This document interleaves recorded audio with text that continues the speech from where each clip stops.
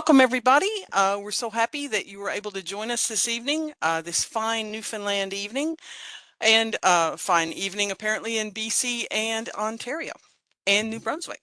So we are really lucky to have our mystery authors joining us from all across Canada. So welcome, everybody, and allow me to introduce your panel. It is a pleasure to welcome Kevin Major, one of Newfoundland and Labrador's most celebrated writers and storytellers. Through his novels, plays, and historical works, I want to move you to the stage there, Kevin. Let's see. Through his novels, plays, and historical works, Kevin has captured the spirit, resilience, humor, and heart of this province in a way that has resonated with readers.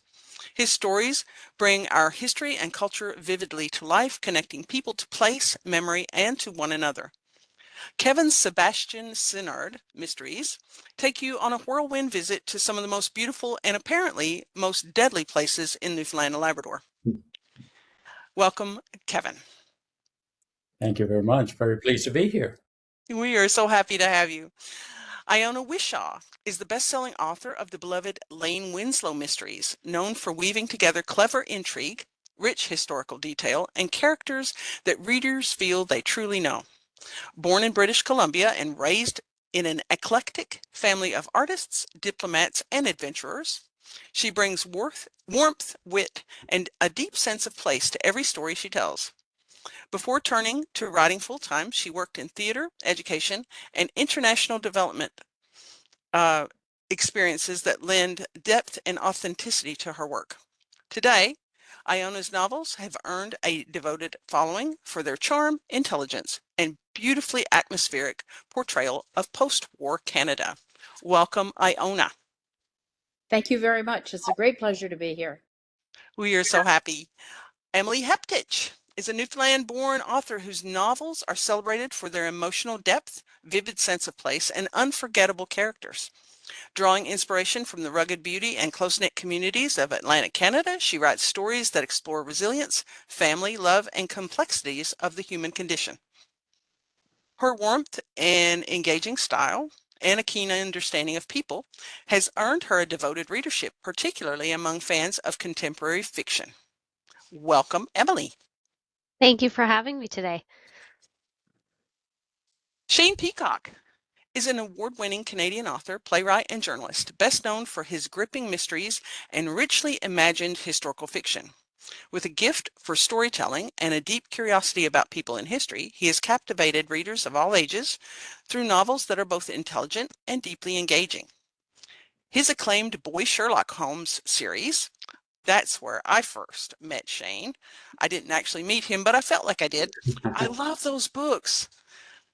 His acclaimed Boy Sherlock series introduced a new generation to the world's most famous detective, earning praise for its originality, atmosphere, and emotional depth.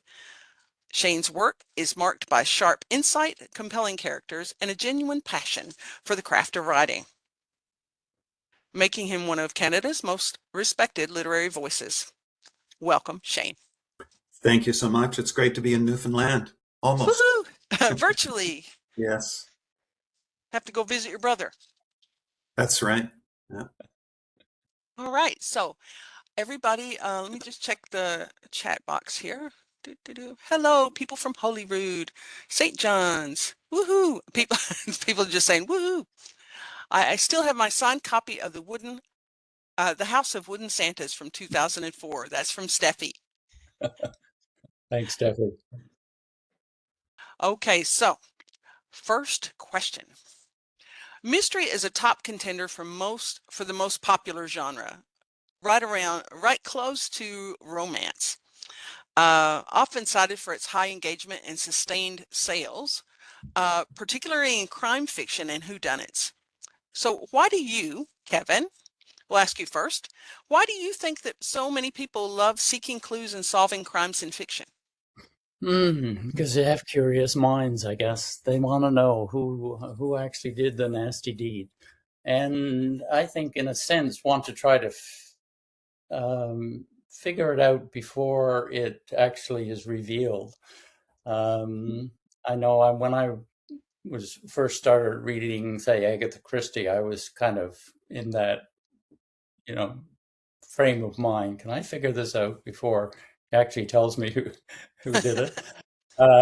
So, it's we all like little mysteries in life and try to figure out things. So this is on a literary scale, I guess. What about you, Emily? What do you think is the reason that so many people love seeking clues, solving crimes? I always think about a Stephen King quote that goes, "We invent horrors to cope with the real ones." And so for me, when I read mystery stories, it's just kind of an escape from my own problems, and you kind of slip into someone else's. And I always found that like mystery stories put things into perspective for me. And then they're just plain fun. Aside from the philosophical reasons, they're fun, and they can be so many things while also being a fun puzzle to solve. What about you, Shane? Why do you think people love to solve crimes in Well, fiction? I always think of stories as problems, and when I teach writing, I talk about it. That basically every story is a problem, and you're working towards solving problems. So in that sense, crime stories are like the ultimate stories. Um, and in life, you encounter all sorts of problems, and most of those problems you don't solve. Like maybe you solve the everyday ones, but the bigger ones and the existential ones, I think you're always kind of working on. But when you read a crime novel or a mystery story, you actually solve that problem. You certainly do if you're writing one for a YA audience. Maybe for an adult audience, it isn't always as much that way. So I think there's that. I also think the fact that human beings are very conscious animals. We think about who we are all the time. I think that's maybe the way in which we're sort of somewhat separated from other animals. So we're always thinking about who we are and where we're going, and we're thinking about all the horrible things that could happen to us. We're thinking about existence, and crime novels and crime stories really kind of bring that to the fore. That sort of that fear that's always within us. And then I think there's a final thing where we like to associate with somebody who does solve problems. We're always connected in stories to the protagonist and to the hero. And so in a crime novel, you always have a hero detective of some sort. So you get to go along for the ride with that hero detective and solve the problem in the story. Do you have anything that you would like to add to that, Iona? Yeah, I think one of the big things for me, and I think for a lot of people, is there's a lot of things that go on in the world right now, but also all along, where justice is never really achieved. People lose battles. Crimes are not punished, or people are not facing consequences. And the nice thing about a crime novel is that justice is done. And I think that adds to the satisfaction. And I was just thinking about what Kevin, I think it was, said about looking for clues and wanting to try to solve that. And in fact, in the 1920s, Agatha Christie and Dorothy L. Sayers and so on came up with a list of rules for crime writers. And one of them was you had to give the reader a sporting chance to solve it. And so, you You weren't couldn't allowed to cheat. put in a deus ex machina at the end that solved everything. You had to make sure that the reader could go with you and had a chance of solving the problem. So it's that combination of problem solving, but also the satisfaction that justice is somehow done at the end. I was looking over the questions that I sent you, and I, I I told Emily as soon as I hit send, I thought of three more. I was like, no, okay, I'm gonna We stick with aren't the program. bothered. Stick with the program. Um, so when you think about the people that are reading your books, what do you think they're like? Like, who do you envision as your audience when you're writing your books? Not necessarily demographic, but Is that for anybody? anybody wants to jump in and Well, ask, I say. I don't think about my reader in detail. I don't think of a specific reader And I don't think that's a good way to approach it. I think that in many ways, when you write, in a sense, you're writing for yourself. When I teach reading, I talk to kids and aspiring writers about writing about the things that you are passionate about, not that somebody else is, the things that you care about. And that's, to me, the only way you can really write authentically and passionately. And so I don't really think of the reader as a specific person. I do think of the reader generically, though. And I think that's really important. And you have to think about, what a reader wants. The phrase, what will happen next in your story? You have to compel your story forward in that way. So that's the way I always think of the reader, and just putting the story together in terms of what a reader in general, a universal reader, would be interested in. I've been surprised by my readers because of what I like to read. I've always assumed that my readers would be ladies of a certain age. I mean, I just assumed that, and I get an extraordinary number of letters from men who are interested in the historical aspects of it. A lot of people who I talk about policing in the 1940s in a small town in British Columbia like Nelson, and darn me if a retired police from Nelson isn't one of my biggest fans, regardless of what ghastly errors I must make.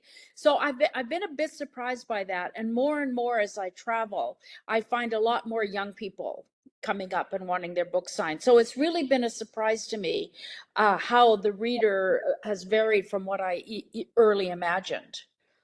Mm-hmm. Yeah, I'm sometimes surprised when I do readings at the age range that I see in the audience. It must be satisfying, though.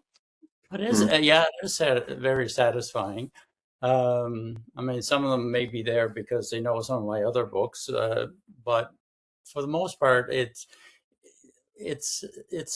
when I write and think of an audience, first of all, I'm thinking of somebody who shares the sense of humor that the protagonist has. Also, somebody that maybe never visited Newfoundland, because all the books are set in Newfoundland, and the geography plays a very important part in the story. But maybe they want to visit Newfoundland. In fact, I encountered people. Somebody sent me an email last summer, said, "We're visiting Newfoundland. We're here from the UK, and we're using your books to travel around the province." And I thought, oh wow, that's great. So yeah, you never really know who might connect with them. Maybe you could put out a Sebastian Synard travel guide to Newfoundland. Well, that would be cool. Where to find dead bodies in Newfoundland. Yeah. Well, I think it should be subsidized by the Department of Tourism in Newfoundland. Exactly. Yeah. Exactly. You're doing them a favor. Like a writer. What about you, Emily? I would say I would echo Shane in that I try very hard not to write for any specific person. One thing when I was writing my first book, The Woman in the Attic, I knew I wanted to write for a Newfoundland audience, and I wanted to write a book that Newfoundlanders could kind of see themselves reflected in the thriller mystery genre. But I've been pleasantly surprised as well that not just Newfoundlanders have reached out to say, hey, I've read the book. I've had people from Australia, people from Egypt, all reach out and say that they resonated kind of with the non-specific themes in the books. So yeah, it was definitely a lesson of don't write for one specific demographic, because people connect to your work for all sorts of reasons, not just place specific reasons. So yeah, I try to write the story. Have any of you had the experience of, this is so classic to me, my first book I self-published because I was pretty sure no one would ever want to publish me, and I sent it off to the United States for for self-publishing, a sort of contest, and I got a note back saying, yeah, well, the story's okay, but Americans are not interested in Canada. If you want to sell these books, you have to set them in Maine. And I just thought it was so absurd because the books are intrinsically about British Columbia and its history, you Yeah. know. And of course, I have scores of American readers who send me letters, and, you know, I've been bestsellers in bookstores in Houston. I mean, they just, you can't underestimate your readers and who they're Yeah, going to be. And I agree with you definitely. that they Yeah. read for different reasons and love That you for different reasons. that's a very interesting question that you bring up, Iona. That you know, that's something we all, I think, have encountered that with publishers. That, and there's been this attitude for so long in the Canadian publishing industry that you can't set your stories in Canada, mostly because Americans won't read these stories. And I know of an author who's a huge selling thriller author, who sent her first manuscript to an American publisher. They really liked it, but they said this has to be set in the United States because Americans won't read it. And she since then has set all of the stories in the United States, and it sells really well. But I think we're kind of selling ourselves short in that sense. Absolutely. And my news, this series that's out right now, the Northern Gothic Mysteries, it's about an American homicide detective who comes to Canada and meets up with in a sort of unnamed Canadian place, meets up with a female police sergeant. And in my story, there's like a little in-joke in the whole series, and that is that I never mention the word Canada in the entire series. It's this northern place. And it's almost like a little joke on the fact that it can't be named, but it's also an attempt to kind of make the place a little bit more mysterious. But I think and hope that we're starting to get over that. I mean, I heard a story. And look at Louise Penny. I mean, she's... Yeah, exactly. Yeah, And someone should tell her she does Americans for a while. don't want to read about Canada. Yeah, and another one is Carly I don't think Fortune. she's listening. Carly Fortune's she's written these romances that are set in cottage country in the northern part of southern Ontario and around Barry's Bay, if anybody knows where that is. And apparently her publisher told her, you can't set it there, or at least they said, we'd rather that you didn't. And she thought about it and then decided, no, I'm going to set it there. And they're huge sellers. So it can work. I think we're selling ourselves short. When Well, and look at who we're mentioning. It's publishers, right? Especially big Right. publishers. Like my publisher is a tiny little publisher on the island, and you know they took a risk, and it's been big time for them, you know, to have taken that risk. And I think we shouldn't underestimate any of our readers anywhere in the world. It's just weenie publishers worried about, you know, Americans aren't going to. That's rubbish. Americans love all this. As Mark Carney would say, there's a world beyond the United States that we can take And it advantage. all goes back to what Absolutely. Shane said originally, write what you're passionate about, write what you know, Absolutely. and it will find the audience that it belongs to.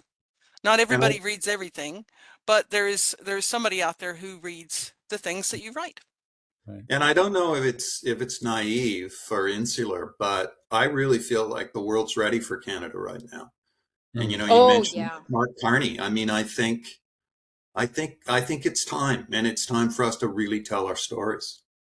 Couldn't agree more. We can agree on that. And I'm an American, and I agree. Okay, so so let's talk a little bit about puzzles. Are you guys all puzzlers? Like, do you do some sort of puzzle? And if you do, what is your go-to puzzle? Shane, what about you? I'm not really a big puzzle guy. I don't really like board games all that much, and my kids really like them a lot. And once I start playing them, I actually like some of them. But I think human beings are generally drawn to puzzles. We like puzzles and problems, as we talked about before. And my favorite of all of those kinds of games are jigsaw puzzles. I really like the idea, and I think that relates with being an artist or a novelist. I really like the idea of putting the whole thing. I mean, I'm just finishing a manuscript right now, and it's getting toward the end. And we all know you like that idea when you're actually kind of putting all the pieces in, and then you can see kind of the whole thing.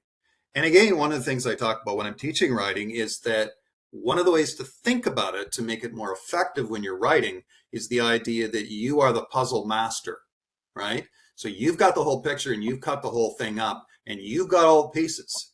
And one of the things you're doing as a writer, and specifically as a writer of crime stories, is that you're handing your reader one piece after the other, and you've got the last piece. And that's the great power, right? At the last moment, you're going to give them the last piece. So for me, jigsaw puzzles just really kind of fit in with the way my mind works. What about you, Kevin? I have no interest in You don't do in, crosswords in or? crosswords. No, I mean, I did it at one time in my life. It's Yeah, funny. You've recently. thrown my I theory out the window now. Thank you.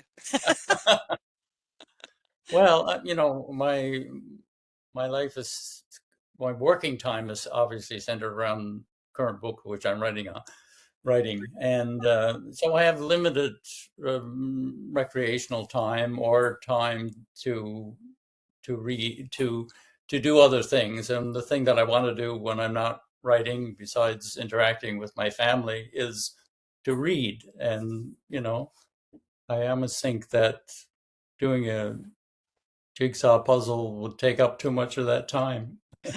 What a concept. What a Yes, concept, I reading. know. Reading. I wonder. Yeah, that's crazy. Uh, Iona, Yeah. do you have a favorite kind of puzzle, or are you a puzzler? Yeah, I grew up just very, very about words and literature because I traveled so much. My father was a geologist, and we lived all over Mexico, and I never went to one school for a whole entire year. So I never learned any math. And I have to say, I know Sudokus are not math, but they're about a kind of order. And that is kind of where I go to. Whereas my husband, who doesn't write a word, is a Wordle master, and he gets genius all the time on all these different kind of New York Times puzzles, and I can't do any of them. If I have to start searching for words among letters, I just, You're it's like, not me. no, go away. Stop, leave me But I alone. do like the Sudokus because there's like a sense of order to them that I think gives order to that one little part of my life. Otherwise, it's all artsy. Willy-nilly. Mm, yeah. What Both about, sides of your brain. yeah, both sides of your Yeah. brain working at the same time. I would just be happy to have like a quarter of one side of my brain to work at this. Emily, what about you? Do you do any puzzles at all? I do. I'm a big crossword person. I love the Oh, crossword. I do. And I love word games too, Iona. I love Scrabble and Boggle and Scattergories and anything involving words. I'm not a very good analytical thinker. I'm definitely like a words person. I have to think everything in words. So any word games or puzzles, those are my forte. do you play the game Wordle? Do you do that I one? do, yeah. I love that one. But I also love Spelling Bee. Mm. Oh, I That haven't played one's that one. yeah, you That's have That, the to one my make husband gets genius on all the time. He can get all the words. It just boggles my mind how he does it. that's That's interesting, impressive. Emily, that you don't feel like you're very analytical and you're a lawyer. I mean, because I was going to yeah. say you're the one of all of us who's probably got both sides of your brain working. No, And it's yeah, go funny. ahead. I talk about this with friends of mine, and I everything in my head is words. So when I'm Mm, thinking about strategy, especially legal strategy, like I'm thinking about my arguments. So I'm thinking about how would I frame this as opposed to all of the moving parts. The moving parts kind of come second, and I have people to help me get used to doing that. But yeah, I'm definitely like words focused. And once I have like a good argument and I know what I want to say, then I can kind of build the rest of my strategy around that. That mm. sounds super analytical. I agree with Yes, Shane. that sounds Yeah, like Maybe that. maybe it is. I'm saying it out loud, and I'm like, I don't know. I just don't peg you're lying. myself as a math Yeah. person either, or like good at looking at. I don't know. Well, that In sounds the very strategic and yeah. very, sensible, a sensible way to put it together so that you get to the end, which, Well, I'll Well, yeah, take it. yeah, I'll it take sounds it. good to and me. lawyers have to write. I mean, I'm teaching a creative writing course right now, and two of the people in it are lawyers, and they're really good writers because you have to be Yeah. able to put arguments before a court and a judge. You know?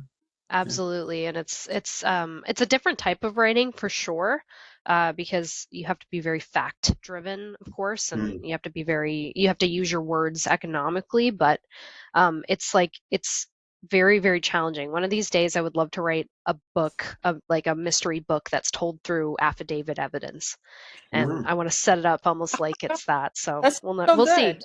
Okay, So, we've just stolen that idea. yeah, well, that sounds like a great idea. It is a good idea. We do a historic crime club here at the library, so it's like a book Oh, club, cool. but we pick a historic crime from like 100 years ago, and Wow. we everybody that comes to the club all um, tries to find as much information about it as they can. They try to research it. They look Oh, for old wow. court records, that kind of stuff, and everybody comes together and then we talk about it. Great. So yeah, Very that's cool. like my favorite thing that we do here Yeah. lately. But that being said, how do you think, and this is for everybody, just think, how has the rise of true crime and true crime novels and all that stuff influenced fictional mystery writing? How do you think? Do you feel like like there's a push to put more realistic kind of crimes and in your fiction? Um, I think maybe to a degree. I think that the rise of true crime has it maybe has the tendency to make us a little bit better and rigorous um, about our work being more authentic and seeming more real. I think that's the good side of it. I think the bad side of it is that I think one of the reasons that people are drawn to true crime is they really like dark stories and they like a lot of blood and that sort of thing. And that, I mean, that's definitely an attraction of it. And I think you have to be careful when you're writing the kind of things that we write, that you're not writing dark just to be dark. And Yep. I remember I used to encounter this when I was writing mostly for kids, that I would ask kids about if there were kids who were writing a lot, and almost all of them, student after student after student, were writing things that were really dark. And I used to say to them, you know, that's easier. That's easier to write dark.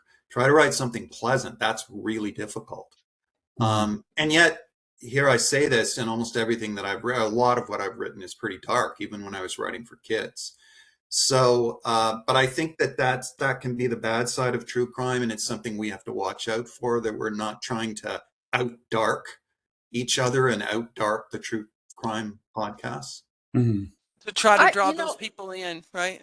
Yeah. Go ahead. I was interviewing Donna Leon a couple of years ago, Oh, and you know, cool. she always mentions Il Gazzettino, you know, the little newspaper, probably not little, in Venice, Yeah. and she, you know, goes through that newspaper still. She lives in Switzerland now, right? But Yeah. she, you know, the Gazzettino was a great source for her, and you know, really, I saw a story about one crime that occurred, and I just thought it was kind of like a Greek tragedy, you know. Someone set out to do some revenge, and the wrong guy got killed, and you know, for me, that was just a very interesting circumstance. So I used something like that for one of my books, but not so much for the others because. For me, you know, you're never going to see more and more exaggerated ways of killing people in my books, because I really think murder is a very human kind Mm. of a crime, and you know, you do see a lot of that in true crime, but often the reasons for people killing each other are sort of, you know, a bit sordid, and you know, they're not very, I don't think they're very attractive really as stories for me. I mean, the people I know who love true crime are very different from the people who read my books, I know that. But you know, it's very interesting, plus you have to have your forensics a bit right as Mm. well. I mean, I think that's one of the pressures of the true crime movement. Yeah. What about you, Kevin? What do you think? Well, I've just been thinking. It's a question. When I saw the list of questions, is the one that kind of stumped me the most. But then I thought about it when I'm working on a book, and you know, I potentially see what the reason for this person to die. I want to know. Now, have there been cases where somebody has died because of such and such a thing happening? So, go to the internet, see where all this might have taken place. And then that sometimes gives me clues as to how I might on this foul deed might unfold. So I'm doing it kind of in reverse in a way. I'm not thinking of the true crime to begin with, but it's helping me along the way. My books are not particularly dark. I don't feel that they need to be. In fact, there's aspects of the book that's to me, more interesting, and for some of the readers, I think, more interesting than the crime itself, which is the relationships that Sebastian and those people around them have I agree. has evolved over time. And I I love was very Sebastian and his son. I love yeah. their relationship, makes me really happy. Yeah. Yeah. Good. Well, that was very purposeful on my part. The first book, Nick, who is his son, is 13, right? So the grass is, and now he's 19, 20. So we've seen him through a whole series of books and the changes through adolescence, and at one point he's sneaking a drink of scotch, but now he's sitting down with his dad and they're drinking scotch together. So that that's kind of an interesting evolution over time. What about you, Emily? One of the things I've noticed recently, in my own reading is I find the true crime genre is like influencing the mixed media element in books a lot. So I'm noticing in a lot of books there will be like Reddit threads or there will be like transcripts from a podcast. Oh, yeah. Like I think Lisa Jewell recently wrote one. I think it's I can't remember the title of it off the top of my head, but it flashes back between like news reports and all of the none of this is true, I think is what it's called.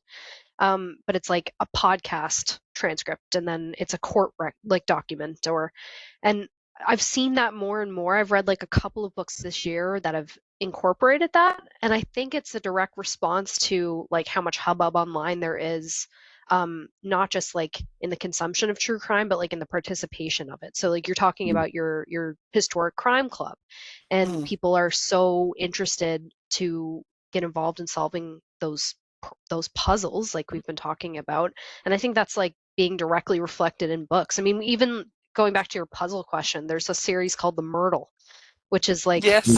murder puzzles. Yeah, So usually. it's like people are experimenting more with what you can do with a book, because it doesn't have to be as simple as just prose anymore. It can be a page of an affidavit, or it could be like a newspaper clipping, and I think that's really cool.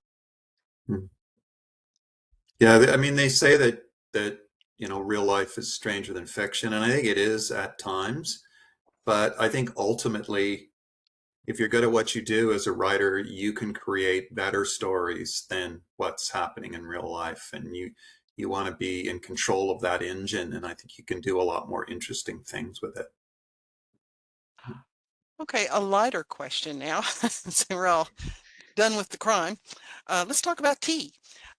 If you could have tea with any mystery writer, living or dead, who would it be, and what would you ask them, and what would you talk about? Kevin, you go first. Put you on the Oh, spot. I've thought about this a lot, actually, and I think the person that I would like to sit down with would be Edgar Allan Poe. You took uh, my guess. Partly because his death is such a mystery. He died when he was 40 years old under really strange circumstances, and there have been countless theories as to how and why he passed away. But overriding that are all those wonderful stories, which I've come to. I've read some earlier in my life, but fairly recently, I've sat down and made a concerted effort to read a whole bunch of his short stories, and just was amazed at how literary they are and how wonderfully written they are, and really understand why he's had such a wide impact on writers generally, not just mystery writers or horror writers, but writers generally. And he's, of all American writers in some parts of the world, he's the one that's best known still. Yeah. Yeah. What about you, Iona? I would definitely like to sit down and have a cup of tea with Dorothy L. Sayers. You know, for me, she's always been my favorite mystery writer, and she's writing in the 1920s, and she's writing contemporary to her time. She lives in the 1920s, and you know, her books are, to me, absolutely beautiful. They're like diamonds. I just absolutely love them. And she also was a great medieval scholar, and she only wrote a few books just to make a living, because you weren't making a lot of living as a medieval scholar. And that's why she wrote the Lord Peter Wimsey Mysteries.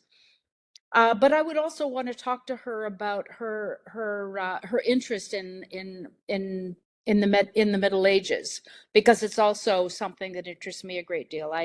I'm mad for history, and so I'd want to know about the Middle Ages juxtaposed against the period we live in now, you know, and I'd like to know about her mystery. She once described Lord Peter. Somebody asked, "Why did you write him like that?" And she said, "I was trying to write the perfect man." And I just thought that was such a wonderful answer. The task. The task. All right, Shane, what do you think?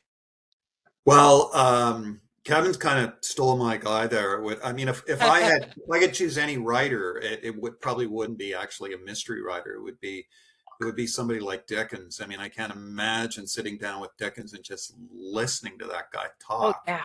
and feeling his passion, or Antoine de Saint-Exupéry or Shakespeare or somebody like that. But when it came to a mystery writer, it would definitely be Poe. And Poe is somebody that, you know, it's funny. I think he's actually in many ways kind of underrated. I mean, even though he is appreciated by so many people, and Kevin's right, certainly around the world. And But he across just had genres, yeah. such, yeah, it's such an effect on literature, and he was like a triple threat. A lot of people don't know that, or a quadruple threat. I mean, he was a great novelist, he was a great poet, but he was also one of the first literary critics. Yeah. So he would be the kind of guy that you could really sit down and talk about, you know, how you put a story together and why a story works and what a horror is about too, and how you scare people and that sort of thing. Like The Murders in the Rue Morgue is really the first, you know, mystery story, and it's such a wonderful story. And of course, what we're always trying to do when we write crime stories is kind of hide who did it and so on. And when you read that story, it's just amazing, you know, what he came up with.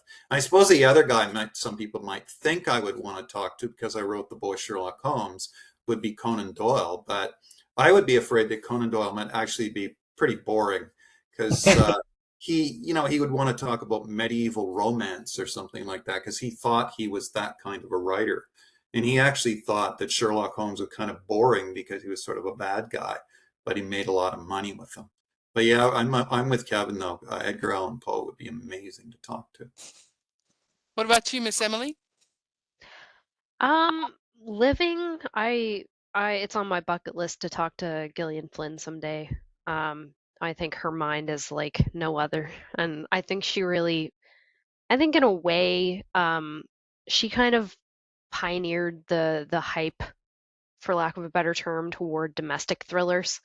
I had never read like a psychological thriller with a female villain until I read Gone Girl, and I think that influenced such a big movement of writers. And I just want to know, like, how were you so resilient when nobody was publishing what you were writing? How were you so true to yourself when you were writing these stories that not a lot of people had ever heard of? So she would be my choice for the living. And then if I could have tea with an author who is dead, I think it'd be Daphne du Maurier. Just Oh, because yes. nothing I know about her feels like it aligns with the rest of what I know. And I think her books too were like I think underrated as well. I think Rebecca is one of the most like incredibly written. You want to talk about incredible Gothic literature? Terrifying. It's like Mm. it's Sorry. so terrifying and Yeah. ahead of its time, and Yeah. like it's some of the only like it's one of the the best written books I've ever read. So Mm. I'd love to just sit and compliment her and ask if she You has wouldn't any have to crumbs talk. to offer. Just listen to her. Yeah. Yeah, I'd just listen. He's like, Yeah. I'm not worthy. Just, yeah, I just want to bask in your loveliness. Yeah. So, we're gonna clue up with one last question. And it's kind of a goofy question, but you know, we all know the old adage, don't judge a book by its cover. And we all know that that's not really how people judge books. Um, I myself love a beautiful cover, and all of you guys have gorgeous covers on your books. They're just very intriguing, and they like make you want to read the book. They evoke curiosity and mystery very well. So, how much input did you guys have in choosing the covers to your books? And do you have a favorite cover of a favorite book? I have a fair amount of input. The books are usually set in a specific place in Newfoundland, so all the covers are some representation of that place. So I I like to have the power to nix a cover if I don't really think it works. Well, I've that's had good. experience in the past of not these books, but some of my earlier young adult books that I wasn't really pleased with what showed up on the cover, and I didn't really have any say about it. So these days, I generally, and sometimes I'm consulted. What have you thought about Do they give you as a options? Do they give you like uh, different yeah, mock-ups? we talk about it, and if we feel that it doesn't really work, myself and the designer at the publisher, then we'll look at other options. Yeah, as a favorite, it's pretty well. I'll just show the newest book. It's actually a picture of Saint Pierre, of the beach where the deed took place, and then it's not all that representative of Saint Pierre itself, but it's important to the story. I really like this cover here. It's pretty simple. It's a lighthouse, and the death in the story takes place from somebody who falls from this particular lighthouse, which is the second highest in Canada. It's in the place called Lansamore in Labrador, very near Forto. But I like the simplicity of this, and I like the blackness against the red of my name, and Yeah, and the white of the title, yeah. yeah, I like and the font. Mm. I'm a fontaholic. I love me a good font. What about you, Shane? Well, it's sort of like a two-part question.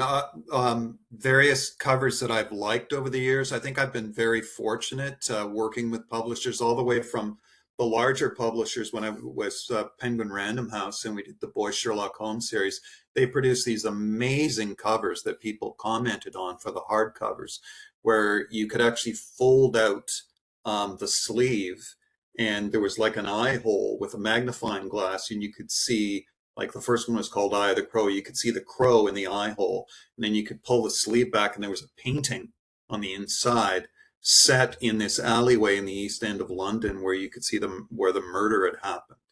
And all the way from with smaller publishers. I mean, I have a book that came out last year called Show that I really liked. It was like a speculative fiction. It was set in an imagined United States in the 1899s with dirigibles and things, and they had all these things flying around.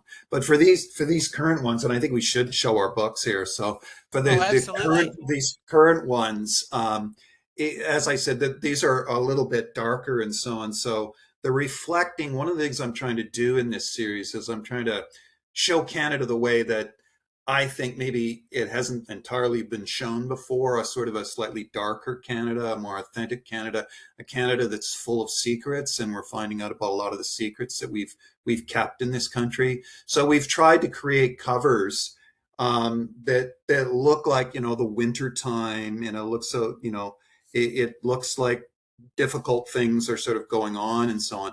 But a funny story, we're all adults here, so I can tell this story. This is a bit of an adult story. This one right here, A Place of Secrets. So this is set in the wintertime and so on. And when we were coming up with the idea for it, they sent me several different mock-ups, which probably has happened with all of you.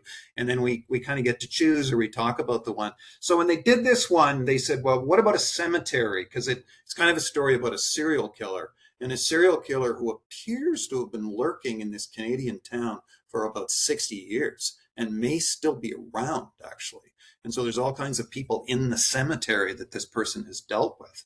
So they created this cemetery, and then they showed it to me. And when they first did it, it was much closer than this. And if you can see that headstone in the middle, this one right here, it was so phallic. It was unbelievable. It's like, and I thought, is it just me? Am I like a weirdo? Am I looking at this in the wrong way? And I said, I'm not sure we should have it quite like that. So they took it and they took the picture way back. So now it looks a lot better. It just looks like the cemetery. But it's funny the things you encounter when you're trying to come up with It's like The Little Mermaid. Yeah. Okay. Yes. I won't comment on a lighthouse in that regard. Oh. So Iona, I love the covers on your books. They are just beautiful. And that was one of the things that drew me to your books to start with. So what about you? How much input do you have into the covers for your books? I have quite a bit, because it's a very small publisher. So we use the same artist all the time. And, we talked a lot ahead of the beginning, at the beginning of what kind of tone we were wanting to set for the covers. And so what will happen now is they'll say, well, what would you like to see illustrated? I might have an idea, or maybe I'm happy with the publisher's idea. And then they'll send me like a sketch of it, and I can make some comments about it.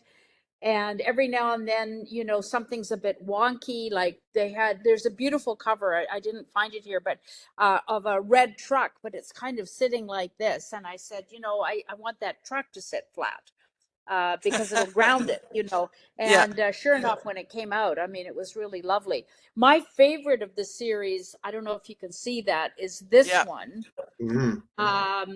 And that is so like the place that the story takes place. And that's a very famous paddle wheel boat called the Moyi that still is docked in Caslow and is now a museum. And this is my current book, also taking place by the lake. And it shows, now why is it backwards? Anyway, it shows It's only a backwards water to you. tower. Right. It shows a water tower that it took me a long time to try to explain. They kept trying different towers, and I had to try to find a photograph of the water tower because it's a water measuring tower, because Kootenay Lake goes up and down based on dam and river and all that sort of stuff. And so they use that tower. And just now thinking about it, I think the covers I love are the ones that all show the lake, because the lake is so intrinsic to these stories, Kootenay Lake itself. So yeah, I've been very, very lucky, because I know some of my author friends in Vancouver are with some other bigger publishers, and they just get sent an email saying, here's your new cover. And if they don't like it, it's too bad. So I think it's great when people do have an opportunity to have some input. It's interesting with your books, Iona, too, that you don't see the characters' faces full on. And that's something that I've kind of insisted on over the years, that I don't want to see the character's face full on. I want the reader to imagine the character's face. And yours are particularly lucky. I'm with you because I don't spend a lot of time describing my characters. Mm. I'm a person who just starts writing, and when the character comes up, I'm looking to see how are they behaving, what are Mm. they saying. That's what Yeah. interests me, and I'm happy to have people design their own characters out Yes. of And fill in the what I'm blanks, offering. right? Yeah. Yeah. Yeah. So Emily, what about you? I love your covers too. They are creepy. Thank you. I'm lucky. I work with Graham Blair. Graham's designed all of my covers. Graham's designed And stuff for the library too. He's amazing. amazing, truly an amazing designer. And like anybody who thinks that we need AI is sorely mistaken because all I have to do is email Graham my ideas and then I get mock-ups that are like unbelievably perfect. So the first one I had an idea. I made like a little fake cover of my own to motivate myself to finish the book, and I sent my publisher sent that to Graham, and before I knew it, Graham had turned out The Woman in the Attic, and it was perfect. And it was the same with the other two. So yeah, I'm in the lucky club of people who get to collaborate with artists who are super talented, and I think that's the way it should be. It's got to capture your vision, and I love being able to defer to artists, and I love seeing what Graham can come up with. But yeah, I think it's important to have some say in it because it's your baby. It's Yeah. Absolutely. Yes, yeah, absolutely. And you don't want your baby going outside wearing clothes that you didn't pick out for him. exactly. Exactly. Exactly. That's the So perfect analogy. I also think that I'm part of the lucky club because I got to spend the last hour with you lovely people. I could sit and listen to y'all talk all night, but I know that you have more important things to do than hang out with a bunch of library folk. We gotta So get I'm to our going crossword puzzles. and crossword puzzles, exactly, or some jigsaw puzzles, or some Myrtle.